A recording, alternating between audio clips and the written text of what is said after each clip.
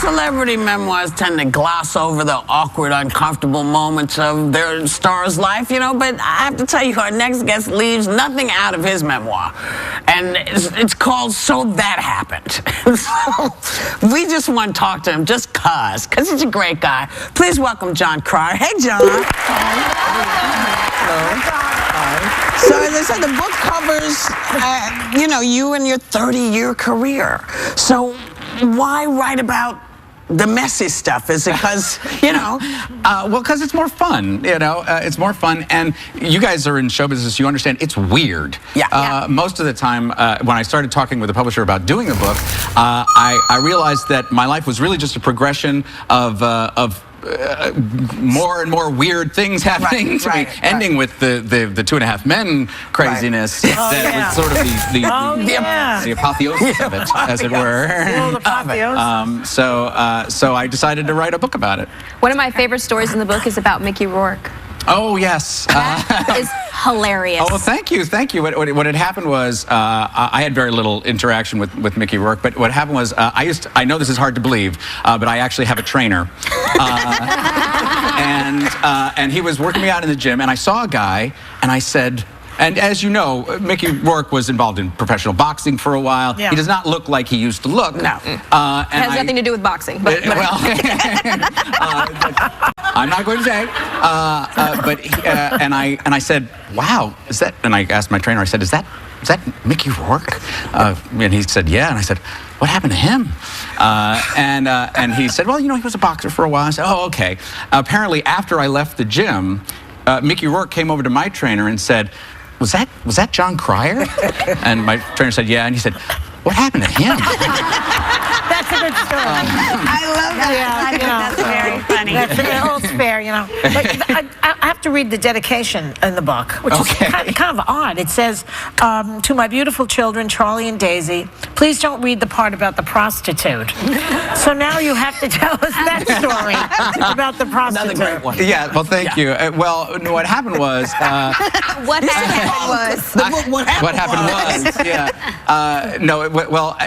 At one point, both after Charlie Sheen got divorced from Denise Richards, he and I both ended up being single at the same time. And I don't know if you've heard, but he's a big proponent of the ladies of the evening.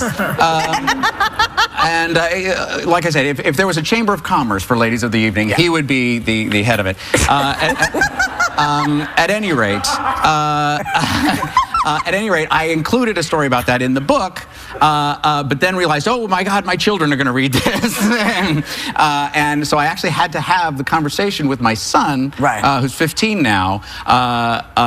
When the book came out, I was driving him to school, and I was like, hey, sweetie, Daddy's book is coming out today. And he said, oh, great, congratulations, Dad. And I said, just so you know, there's a story about me and a prostitute. And he said, oh, yeah, I figured.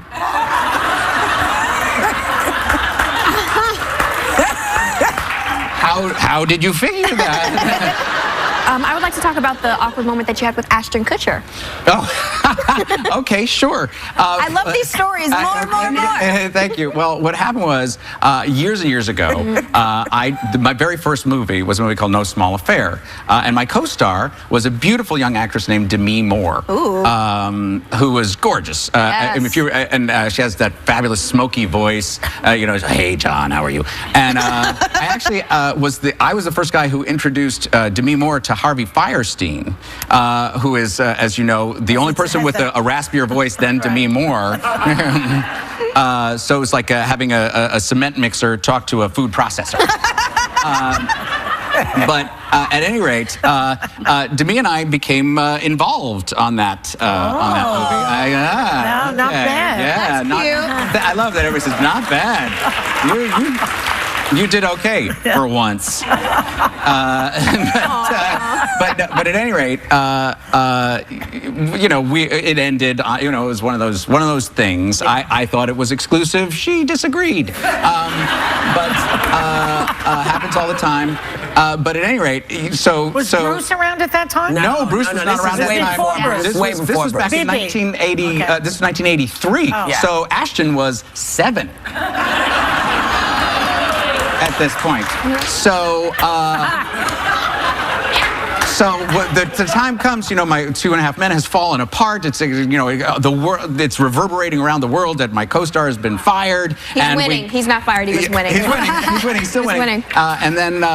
And then they're going to Ashton. Ashton can come in and save the show. I got to meet with Ashton, whose wife I used to date. Yes. So through the whole meeting, I'm sitting there going, I wonder if he knows. I wonder if he knows. I wonder if she told him. And he didn't say anything through the whole thing. He was just being cool and having a great time, and he was lovely. But at the very end, as like he's literally getting into his car, he says, "She told me it's cool." That's cool. Thank you, Ashton. Thank you. Let's move on to happier times, eh? Your wife, Yes. Lisa, she's actually the host of a TLC show called Long Lost Family. Can you tell us about it? Oh, sure. Yeah. My wife is adopted, and our daughter is adopted. And my wife has started this. She's working on this show that reunites people that have had their families torn apart for all manner of things. And it's just such a beautiful show. And my wife's been trying to do something like this for so long that it's just wonderful that TLC has come up and decided to do the show. I don't know if you've seen it, but it will make you weep uncontrollably. I need a good cry. Yes. I need a good cry. Me too. Well, so does John Cryer. Okay. I had to do it, okay? I just had to do it. There's nothing I could do.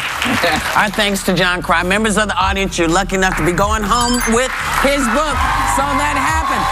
We'll be right back. You're welcome.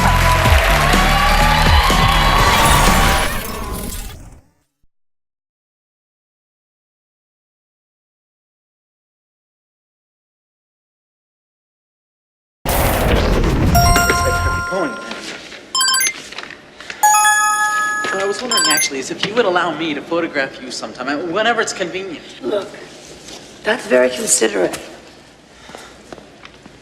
You have a portfolio? I mean, you should have a portfolio, you know, for publicity and like that. I'm really a good photographer. And I'm a really good singer.